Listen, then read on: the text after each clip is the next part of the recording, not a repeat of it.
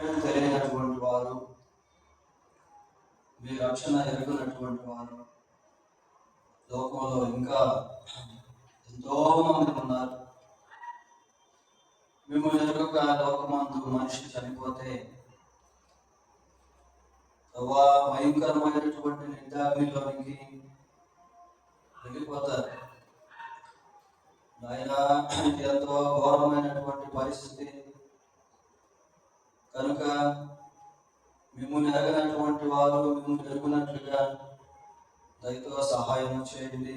మిమ్మల్ని ఎరిగినటువంటి మేము మిమ్మల్ని ఎరగినటువంటి వారికి మిమ్మల్ని పరిచయం చేసే వారుగా ఉండినట్లు సహాయం చేయండి. 5 నిమిషాలు మీ వాక్యం ధ్యానం చేసుకుంటూ ఉండగా మీ వాక్యం ద్వారా మాతో మాట్లాడి మమ్మల్ని బలపరచమని మా రక్షకుడైన యేసుక్రీస్తు పరిశుద్ధమైన నామంలో ప్రార్థన చేస్తున్నాం తండ్రి. ఆమేన్.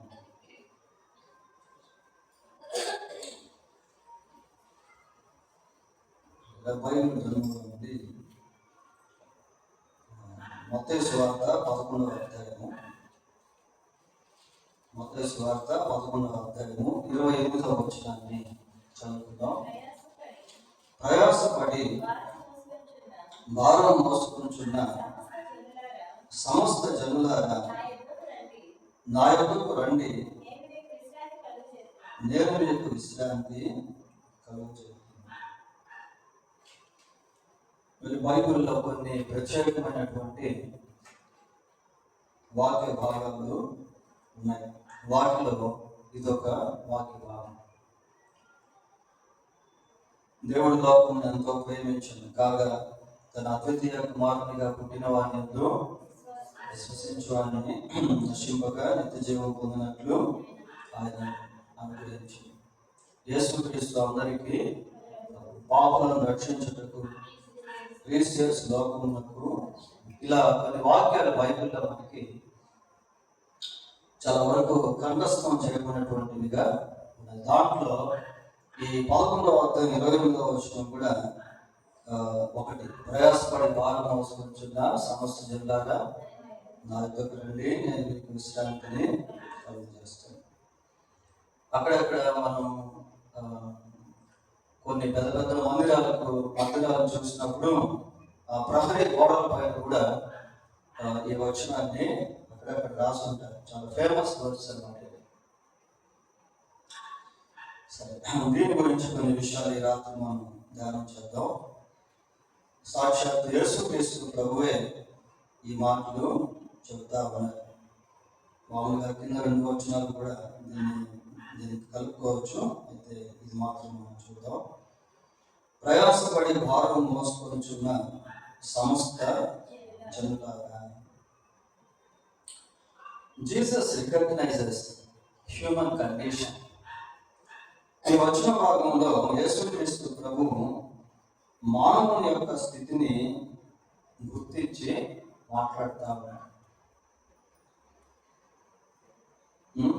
ప్రయాసపడి భారము మోసుకొనుచున్నా, ప్రయాసపడి భారము మోసుకొనుచున్నా.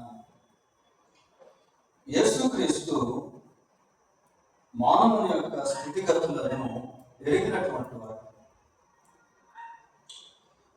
మనిషి యొక్క భౌతిక స్థితి ఎలాంటిదో, ఆత్మీయ స్థితి ఎలాంటిదో, మానసిక స్థితి ఎలాంటిదో క్రీస్తు ప్రభువుకి బాగా తెలుసు. మార్క్స్ వార్త 8వ అధ్యాయము, మార్క్స్ వార్త 8వ అధ్యాయము 3వ వచనాన్ని చదువుకున్నాం. నేను వారిని ఉపవాసముతో మార్గంలో మూర్ఛపోతులు, చాలా మార్గంలో మూర్ఛపోతుంది. Jesus speaks about the physical condition. 3 రోజులు అయిపోయింది. ఇప్పుడు వాళ్ళని మీద పంపిస్తే ఉన్నపాటున వారు మార్గంలో మూర్ఛపోతారు, అంటే సమస్యలిపోతారు అని ప్రభువు వారిని గురించి మాట్లాడతారు. ఇక యేసుక్రీస్తు ప్రభు ఎలాంటి వాడు అంటే, ప్రపంచంలో ఎన్ని కోట్ల జనాభా ప్రజలు ఉన్నారో వారి యొక్క భౌతిక అవసరతను ఎరిగినటువంటి వాడు. మనిషికి ఏది అవసరమో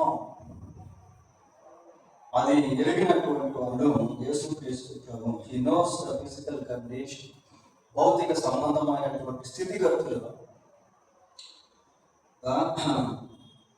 మానవ జీవితంలో, మనిషి జీవితంలో ఉండేటువంటి వ్యాధులు, బాధలు, రోగాలు, శరీర సంబంధమైనటువంటి ఇరుకులు, ఇబ్బందులు, ఇవన్నీ కూడా ప్రభువు ఎరిగినటువంటి వాడు. ఇక్కడ సంస్థ అనగానే లోకంలో ఉన్న మనుషులందరికీ కూడా అది వర్తించేటువంటి పదజాలం. వాళ్ళని అలాగే పంపించేస్తే వాళ్ళ మార్గంలో మూర్చిపోతారు, సమస్యపోతారు, పడిపోతారు. అంతేకాకుండా హి నోస్ ద మెంటల్ కండిషన్, మానవుని యొక్క మానసిక స్థితిగతి ఎలాంటిదో అనేది కూడా యేసు ప్రభు బాగా తెలుసు.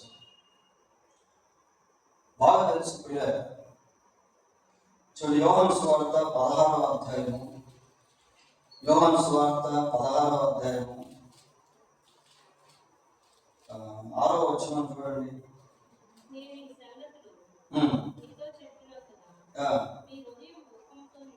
మీ హృదయము దుఃఖముతో, మెంటల్ కండిషన్. లోకంలో ఎంతో మంది మానసిక రుగ్మతలతో పీడించబడతా ఉన్నారు. ఎంతో మంది మైండ్ అప్సెట్ అయినటువంటి వారు, డిప్రెషన్లో వెళ్ళిపోయినటువంటి వారు, మానసిక రుగ్మతలతో పీడించబడుతున్నటువంటి వారికి ఎంతో మంది దుఃఖం, వేదన అవి పైకి కనిపించేది కాదు. ఇప్పుడు కాలుకి చేతికి ఏదైనా యాక్సిడెంట్ అయి దెబ్బ తగిలింది అనుకోండి, బయటికి కనిపిస్తాను, దాని ట్రీట్మెంట్ ఇవ్వచ్చు. కానీ ఈ అంతరంగంలో ఉండేటువంటి దెబ్బలు బయట ప్రపంచానికి అర్థం కాదు, డాక్టర్కి తెలియదు. ఈ మధ్య ఎక్కువ శాతం డాక్టర్లు ఏమని చెప్తున్నారంటే, స్ట్రెస్ వల్ల రోగాలు వస్తూ ఉన్నాయి అంటారు, మానసిక ఒత్తిడి. ప్రభువు వాళ్ళని చూసి, శిష్యులను చూసి ఏమంటున్నాడు, మీ హృదయము దుఃఖముతో నిండి.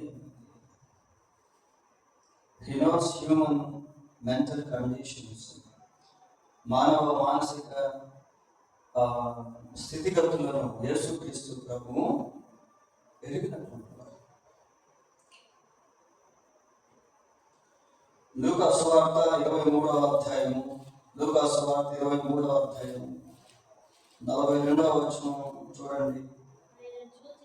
ఆయన చూచి, యేసు, నీవు నీ రాజ్యంలోనికి వచ్చినప్పుడు నన్ను జ్ఞాపకము చేసుకోండి. నీవు నీ రాజ్యంలోనికి వచ్చినప్పుడు నన్ను జ్ఞాపకం చేసుకున్నాము అంటే దీన్ని స్పిరిచువల్ లాంగ్వేజ్ అంటే, స్పిరిచువల్ టెర్మినాలజీ. ఇది ఆత్మ సంబంధమైనటువంటి పదజాలం.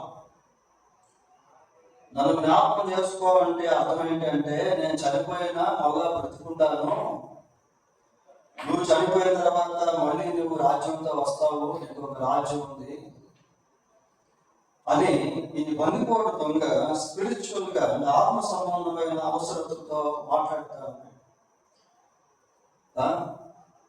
ఈ బందిపోటు దొంగకి ఆత్మకు రక్షణ కావాలి. He needs a spiritual salvation.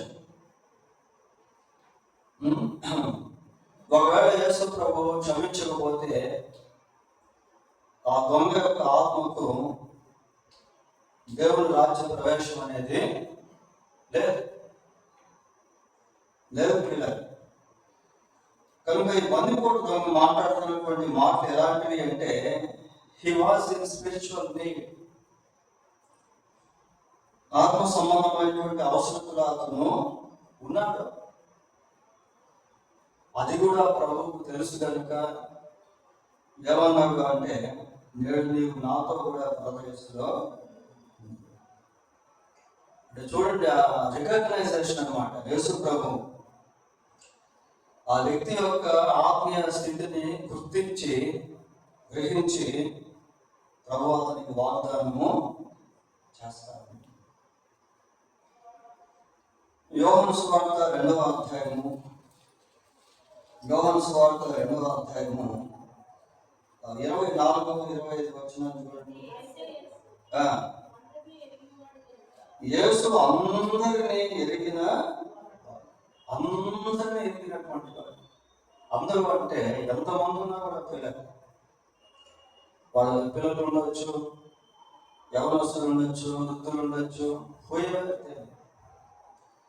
వారు ఎక్కడ ఉన్నా కూడా, వారు ఏ వయసులో ఉన్నా కూడా, ఏ స్థాయిలో ఉన్నా కూడా,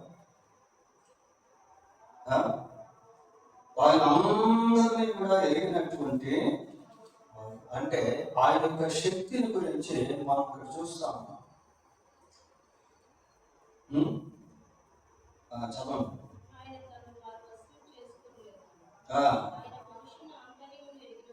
చూడండి అంటున్నా, మనుష్యుని ఆంతర్యమును. మనుష్యుని అంటే అర్థం ఏంటంటే ఎవరైనా సరే, పలానా మనిషిని కాదు, అందరూ కూడా, ఏ మనిషి అయినా, ఏ మనిషి యొక్క ఆంతర్యం ఎలా ఉంటుందో ఆయనకు బాగా తెలుసు. మనం ఈ 4 సువార్తలను పరిశీలన చేసినప్పుడు ప్రభు దగ్గరికి ఎంతో మంది పరిసరులు, శాస్త్రులు, రకరకాల ప్రజలు వచ్చారు. ఆయన విమర్శిస్తున్నటువంటి సమయంలో వాళ్ళు ఏం ఆలోచిస్తున్నారో, వాళ్ళు ఏమి తలస్తున్నారో అనేది కూడా ప్రభువు గుర్తించి తెలియజేశాడు. హి nose human heart of hearts. మానవుని యొక్క అంతరంగాన్ని ఎరిగినటువంటి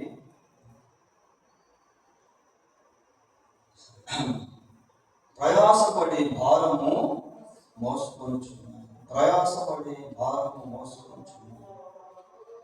మరి ఏ మనిషి ఎటువంటి మానసికంగా, భౌతికంగా, ఆత్మీయంగా అవసరతలో ఉన్నాడో, ఎటువంటి భారాన్ని మోస్తా ఉన్నాడో, ఎటువంటి ప్రయాసం కలిగి ఉన్నాడో, ఇవన్నీ కూడా ప్రభువుకి తెలుసు.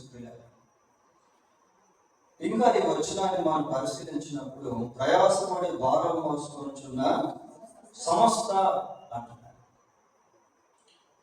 ఏదో కొద్ది మందికి మాత్రమే ఆయన సహాయం చేసేవాడు కాదు, కొద్ది మందిని మాత్రమే స్వస్థపరచగల శక్తి కలిగిన వాడు కాదు.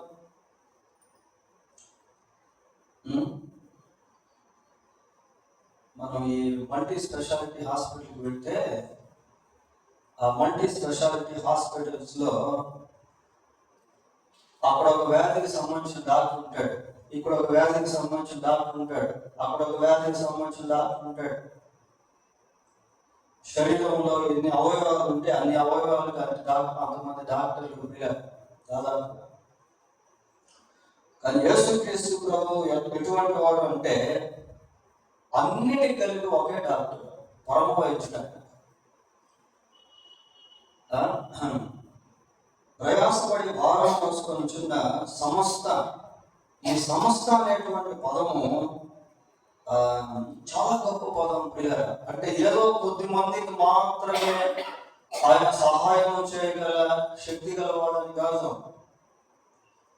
ఆయన అందరికీ కూడా సహాయము యూనివర్సల్ పదము ప్రియ వర్డ్.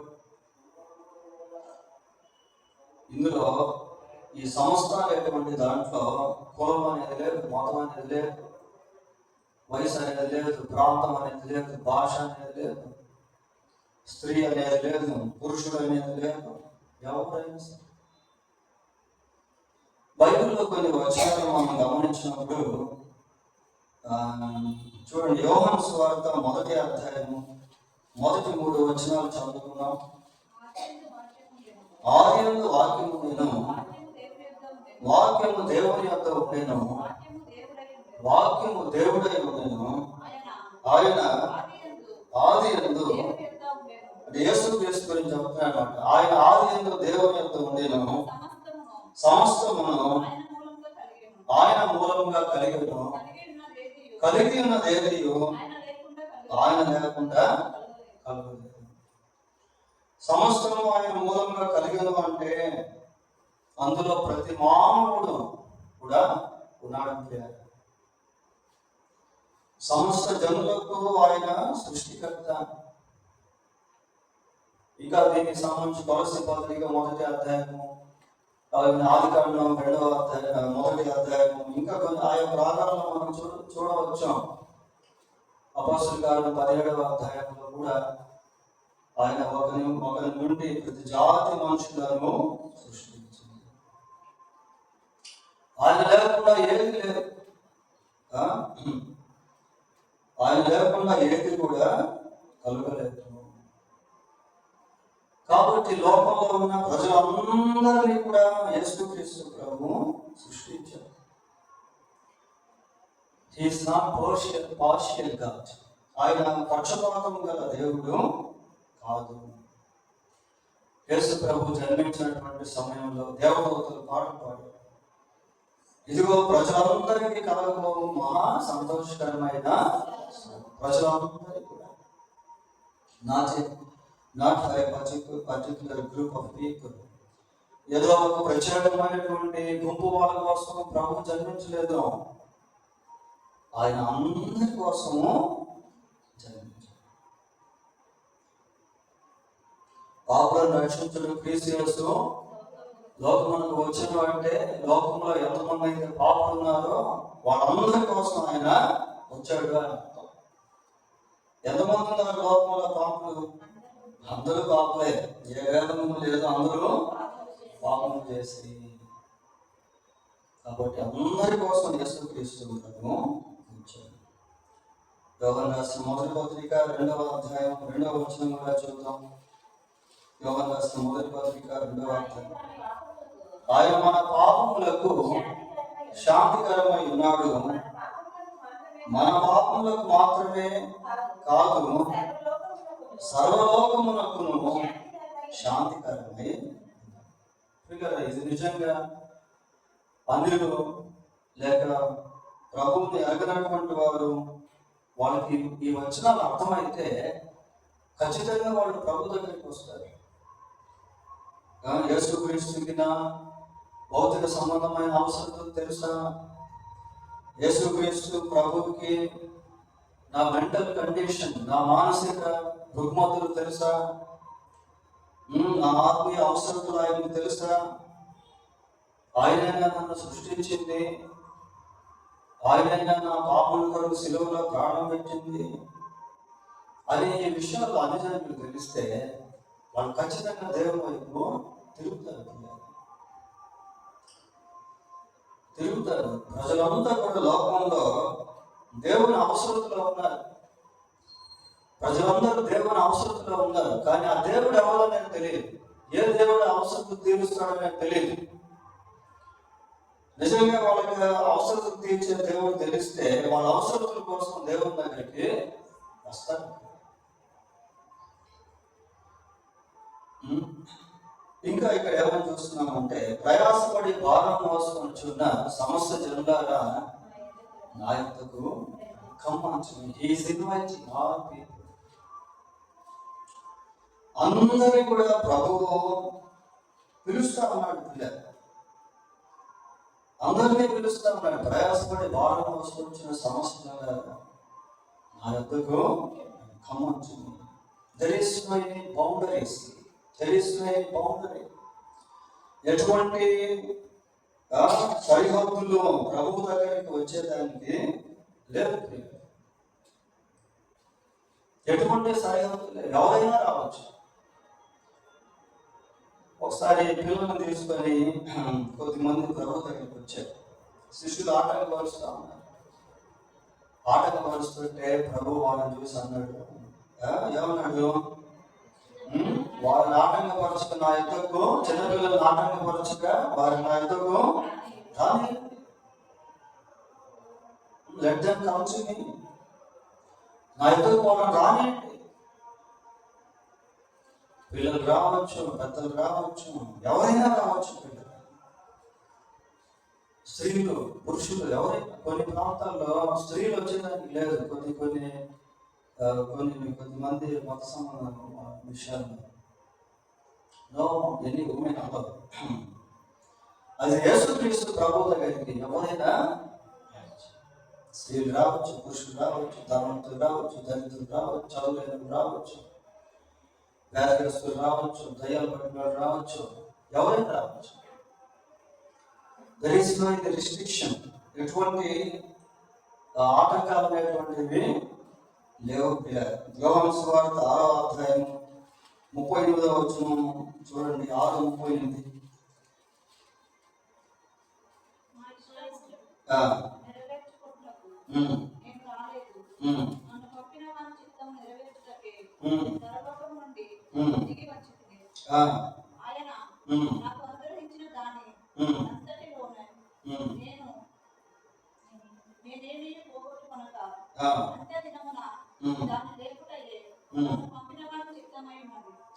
కుమారుని చూచి ఆయన యందు విశ్వాసం ఉంచు ప్రతి వాడును నిత్యజీవం పొందుటకే నా తండ్రి చిత్తము అంత దినమున నేను వాడిని తెలుపుదును.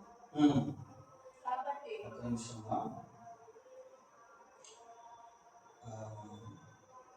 నా ఎంతకు వచ్చువా నేను ఎంత మాత్రము కోసివేయను. నా ఎంతకు వచ్చువా అని చదవండి.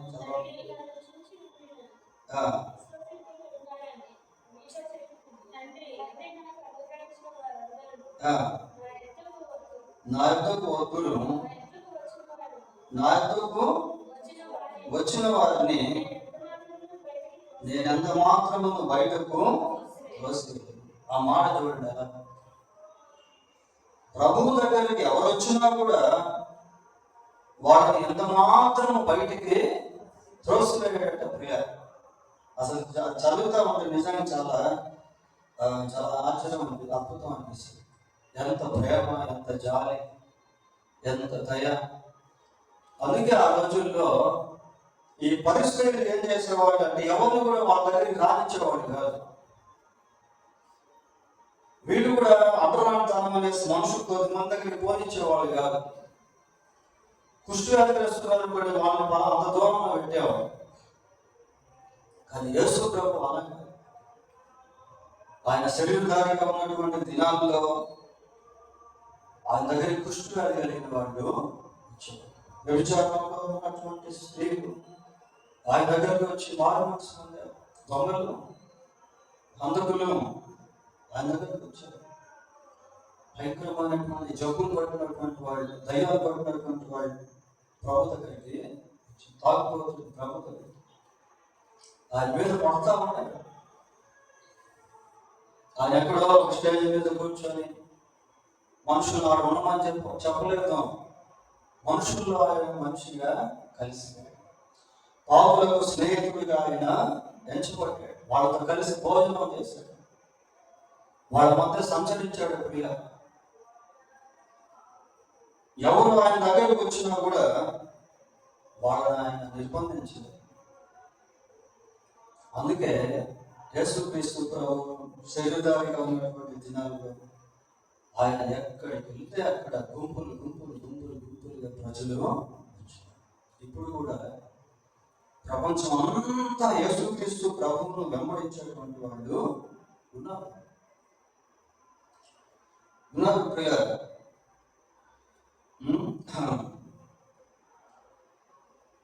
He's inviting people. ఏమంటాడంటే నా యొద్దకు రండి, నా యొద్దకు రండి. వస్తే ఏమట నేను మీకు విశ్రాంతి కలుగుతాను. ఈరోజు మనిషికి అన్ని ఉన్నాయి, విశ్రాంతి లేదు, నెమ్మది లేదు. డబ్బు ఉంది, బంగారం ఉంది, నెమ్మది లేదు. కుటుంబాల్లో సంతోషం లేదు.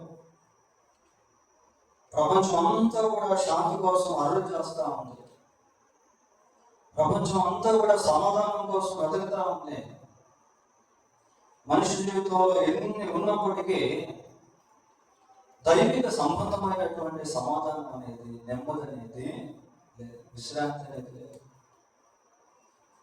ప్రభువు ఇచ్చేటువంటి విశ్రాంతి, నెమ్మది చాలా ప్రత్యేకమైనటువంటి.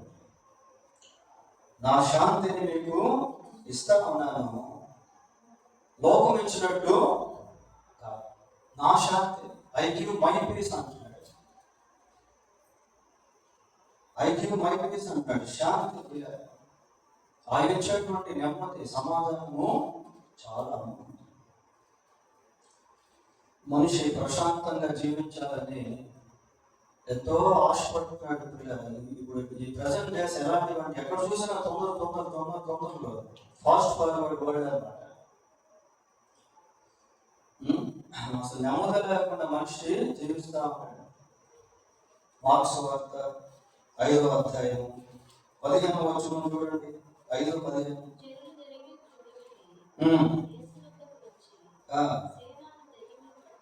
సేన అను దయ్యం పట్టిన వాడు ఏం ధరించుకున్నాడు?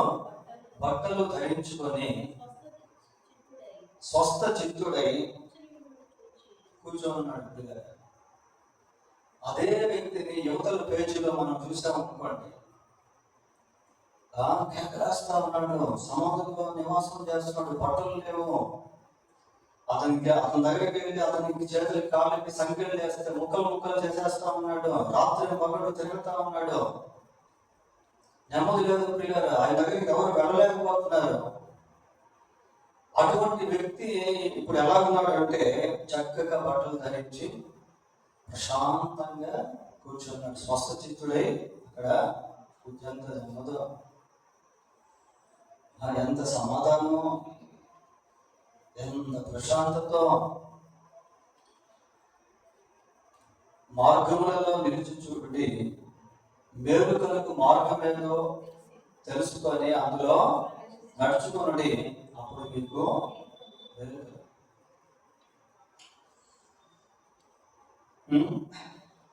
ఇలా యేసుక్రీస్తు ప్రభు ఆ దయ్యం పట్టినటువంటి వ్యక్తిని ఎప్పుడైతే విడిపించాడో ప్రశాంతంగా కూర్చున్నాడు. ఎంతో మంది వ్యాధిగ్రస్తులు ప్రభు దగ్గరికి వచ్చినప్పుడు ప్రభు వారిని స్వస్థపరిచాడు. వారు స్వస్థచిత్తులై తిరిగి వెళ్ళారు. కుష్టి వ్యాధి కలిగినటువంటి వారు, దయ్యం పట్టినటువంటి వారిని ప్రభు దగ్గరికి వచ్చినప్పుడు ప్రభు వారికి విడుదల ఇచ్చాడు, నెమ్మది ఇచ్చాడు, సమాధానం ఇచ్చాడు. ఈ మానసిక రుగ్మతల నుంచి నెమ్మది ఇచ్చేటువంటి వాడు యేసుక్రీస్తు ప్రభు ప్రియులారా. చాలా మందికి తెలియదు లోకంలో. నిజంగా యేసుక్రీస్తు దగ్గర ఇలాంటివి ఉన్నాయి, ఆయన ఇలాంటివి ఇస్తాడని చాలా మందికి తెలియకపోవడం వల్ల ప్రభు దగ్గరికి వాడు రాలేకపోతున్నారు. వాడు రావట్లేదు కాబట్టి ప్రభు అటువంటి వారిని పిలుస్తున్నారు. నేను మీకు విశ్రాంతి కలుగజేస్తాను. ఈ విశ్రాంతి అనేటువంటిది కేవలం మనిషి బ్రతుకున్నప్పుడు మాత్రమే కాకుండా చనిపోయిన తర్వాత కూడా కావాలి ప్రియులారా. ఈ లోకంలో కష్ట సుఖాలు కావడి కుండగా ఉంటాయి. కొన్నిసార్లు కష్టం ఉంటుంది, కొన్నిసార్లు సుఖం ఉంటుంది, కొన్నిసార్లు బాధ ఉంటుంది, కొన్నిసార్లు సంతోషం ఉంటుంది. కానీ నరకంలో ఈ కష్ట సుఖాలు కావడి కుండలు అనేది లేదు. అక్కడ ఎప్పుడు కూడా కష్టమే, ఎప్పుడు దుఃఖమే, ఎప్పుడు బాధ, ఎప్పుడు వేదన. అక్కడ నెమ్మది, ప్రశాంతత అనేది మనిషికి కేవలం యేసుక్రీస్తు ప్రభువు ఈ భౌతిక జీవితంలోనే నెమ్మదించేవాడు కాదు. చనిపోయిన తర్వాత ఆత్మకు కూడా ఆయన విశ్రాంతిని ఇస్తాడు. అది చాలా గొప్ప విషయం ప్రియులారా. మనిషికి కావాల్సిన మెయిన్ అదే. ఎందుకంటే ఈ లోకంలో జీవించే జీవితం కొంతకాలమే, కానీ మరణించిన తర్వాత జీవించే జీవితం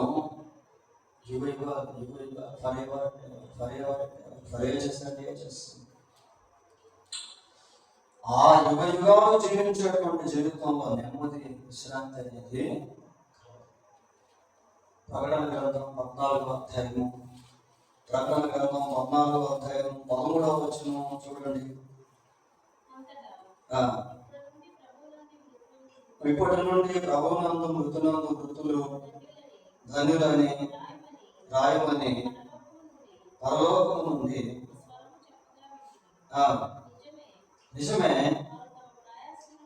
వారు తమ ప్రయాసమును మాని విశ్రాంతి. చూడండి ప్రియులారా, చనిపోయిన తర్వాత దేవుడు దాచి ఉంచినటువంటి ఆ విశ్రాంతిని అనుభవించబోతున్నాడు. చనిపోతే RIP అని రాస్తారు కొంతమంది. RIP అంటే అర్థం ఏంటి? Rest in peace. నిజంగా విశ్రాంతిలో ఉన్నాడా? సమాధానం, శాంతి విశ్రాంతిలో ఉన్నాడా? Is rest in peace. నిజంగా ఆయన విశ్రాంతిలో ఉన్నాడా? శాంతిలో ఉన్నాడా? కానీ నిజంగా ప్రభువునందు విశ్వాసం నుంచి చనిపోతే ఆ వ్యక్తికి రెస్ట్ ఇన్ పీస్ అనేది 100% కరెక్ట్. ఎందుకంటే వాక్యం మనం చూస్తున్నాం కదా, ఏమని చెప్తున్నాం అక్కడ? వారు తమ ప్రయాసం మాని విశ్రాంతి పొందుతున్నారు. కాబట్టి మరణం తర్వాత కూడా యేసుక్రీస్తు ప్రభు విశ్రాంతిని ఇస్తుంది. ప్రభునందు మృతులు ధన్యులు. అంటే యేసుక్రీస్తు నందు విశ్వాసం నుంచి పాప క్షమాపణ పొంది ఆయన రక్తంలో కడగబడి ఎవరైతే చనిపోతారో వాళ్ళ ఆత్మకు నెమ్మది కలుగుతుంది, విశ్రాంతి కలుగుతుంది. లాజరు చనిపోయి ఆ పరదేశంలో ఉంటే అబ్రహాం లాజరు గురించి మాట్లాడుతూ ధనవంతులతో ఏమంటాడంటే, మొదట నీ జీవితకాలం అంతా కూడా నీకు ఇష్టమైనటువంటి విధంగా జీవించావు. ఇప్పుడైతే యాతన పడుతా ఉన్నావు. లాజరు ఇప్పుడు నెమ్మది పొందుతా. చనిపోయినటువంటి లాజరు నెమ్మది పొందుతా ఉన్నాడు. ఆ జబ్బులు ఎక్కడ పోయాయో, ఆ దరిద్రత ఏమైందో తెలియదు పిల్లలు, అన్ని మాయమైపోయినాయి. దుఃఖమును నిట్టూర్పులను ఎగిరిపోవును. ఆయన వారి కన్నులలో ఉండే ప్రతి బాష్ప బిందువును తుడిచివేయు. కాబట్టి ప్రయాసపడి భారం మోసుకొచ్చిన సమస్య జనులారా, నా యొద్దకు రండి, నేను మీకు విశ్రాంతి కలుగజేస్తాను. కాబట్టి యేసుక్రీస్తు అందరినీ పిలుస్తున్నాడు పిల్లలు. కానీ చాలా మందికి పిలుపు తెలియదు. ఆయన అందరికీ సహాయం చేసే దేవుడని, విశ్రాంతినిచ్చే దేవుడని, సమస్యలు ఎదిగినటువంటి దేవుడని తెలియదు పిల్లలు. కానీ దేవుడు మనకు ఈ సత్యాన్ని బయలుపరిచాడు. మీరు ఈ మెసేజ్ని ఇతరులకు కూడా షేర్ చేయొచ్చు. షేర్ చేయొచ్చు అంటే వాట్సాప్ అయ్యింది అనేది అవి మనం ఎప్పుడు అనలేదు. మీరు ఓవరాల్గా ఇతరులకి ఈ వాక్యాన్ని అన్యులకి మనం చెప్పినట్లయితే వాళ్ళకి విశ్వాసం వస్తుంది. అరే, దేవుడు నాకు కూడా సాయం చేస్తాడు, నా మానసిక రుగ్మతలు ఆయనకు తెలుసా, నా వ్యాధి బాధలు కండిషన్స్, నా కుటుంబ సమస్యలు ఆయనకు తెలుసా, నేను కూడా ఆయన దగ్గరికి వస్తాను, నాకు నెమ్మదిస్తాను. అట్లాగా వాళ్ళు ప్రభువుని నమ్ముకున్నారు పిల్లలు. దేవుడు తన వాక్యాన్ని దీవించినగాక. ప్రార్థన చేస్తున్నాం. పరిశుద్ధమైన మా దేవా, మీకు వందనాలు, స్తోత్రాలు చెల్లిస్తూ ఉన్నాం. అయినా మీరు లేకుండా లోకంలో ఏది కలగలేదు. ప్రజలందరూ కూడా మీ యొక్క సృష్టి. ప్రజలందరి మానసిక, భౌతిక, ఆత్మీయ అవసరతలు మీరు ఎరిగినటువంటి దేవుడు. ప్రభా, స్థితిగతులను మీరు మార్చగలిగినటువంటి దేవుడు. అందరినీ కూడా మీ వద్దకు మీరు పిలుస్తూ ఉన్నారు. కేవలం మీరు పిలవడం మాత్రమే కాకుండా మనుషులకు కావలసినటువంటి వాటిని మీరు ఇచ్చేటువంటి దేవుడు నాయన. కనుక ప్రపంచంలో ఉన్న మనుషులు అందరూ మీ వద్దకు రాగలిగినట్లుగా చేయండి, మీ వైపు తిరుగునట్లుగా చేయండి. ప్రభావ, మీరు సర్వలోకమునకు శాంతికరమైనటువంటి దేవుడు. మానవ ప్రపంచానికి నీ ఒక్కడే నిరీక్షణ ఆధారము. ప్రభా, అయ్యా, మీరు కనికరించి సహాయం చేయండి. ఇటువంటి వర్తమానాలు మేము ఎన్నో వింటా ఉన్నాం. మేము అనేక మందికి మిమ్మల్ని పరిచయం చేసేవారుగా ఉన్నట్లు కృపదయ చేయమని, మా ఎదుర్కొన్న ప్రార్థన సమయాన్ని కూడా దీవెనకరంగా చేయమని మా ప్రభువు యేసుక్రీస్తు నామములో ప్రార్థన చేస్తున్నాము తండ్రి. ఆమేన్. పిల్లరా, మనం ఈ రాత్రి సువార్త పరిచయ కొరకైన ప్రత్యేక ప్రార్థన కూడికను మనం కలిగి ఉన్నాం.